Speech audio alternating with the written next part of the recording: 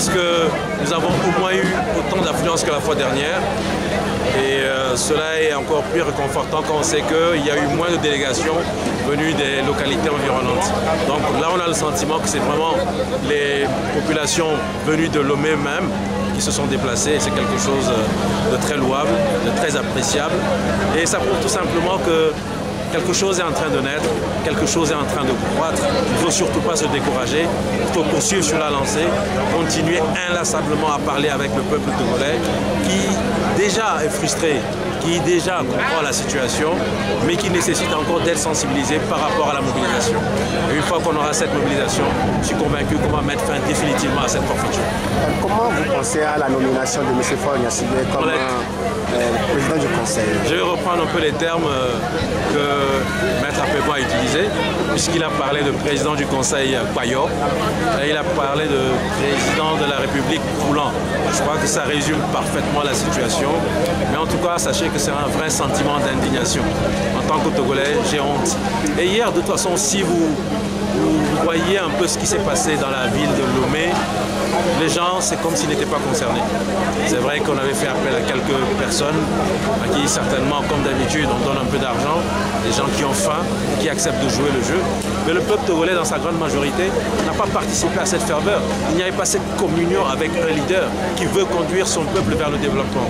Alors qu'à contrario, on a vu ce qui s'est passé au Bénin. Pardon, pas au Bénin, au Gabon. Je ne sais pas ce que le Gabon va donner dans quelques années. Mais pour l'heure, on a vu un peuple gabonais en ferveur, avec son président légitimement élu, démocratiquement élu. Et ça fait qu'on a eu plus de 16 chefs d'État qui ont été honorés cette cérémonie d'investiture au Gabon. Alors qu'au Togo, ça c'est resté en catimini entre quelques-uns qui ont organisé, franchement, quelque chose que je ne veux pas citer, c'est une honte nationale et c'est un mauvais visage que le Togo continue encore de montrer. Il faut mettre fin à ce genre de choses.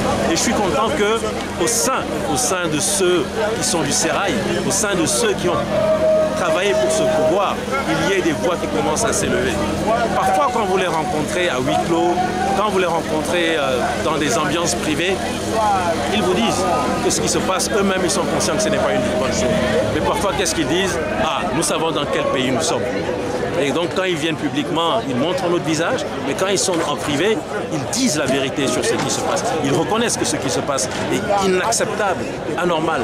Mais là, Mme Diakadé a eu le courage de sortir et de dire que cette gouvernance, elle est mauvaise pour le Togo. Et je crois que c'est quelque chose qu'il faut féliciter. Cette dame, c'est une dame, excusez-moi du terme, elle a des couilles. Cette dame, elle a des couilles. Et il y a beaucoup, malheureusement, qui préfèrent s'exprimer en privé, mais qui n'ont jamais ce courage de s'exprimer en public.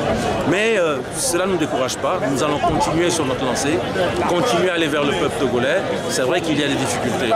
Sachez-le, nous en sommes conscients, mais nous essayons à chaque fois de surmonter ces difficultés et nous espérons quand même que petit à petit, nous ne sommes pas pressés. Le président Jean-Pierre l'a dit, c'est un marathon. Ce n'est pas une course de vitesse, c'est un marathon. Et le fait d'avoir fait l'investiture hier, ça ne met fin à rien du tout. Pour nous, c'est un non-événement. Parce que nous sommes dans ce coup d'État depuis un an, nous allons continuer à sensibiliser à Lomé, en dehors de Lomé, dans tout le pays. Et Inch'Allah, le moment viendra, on sera en mesure de mettre fin à tout ça. Merci, monsieur. Merci.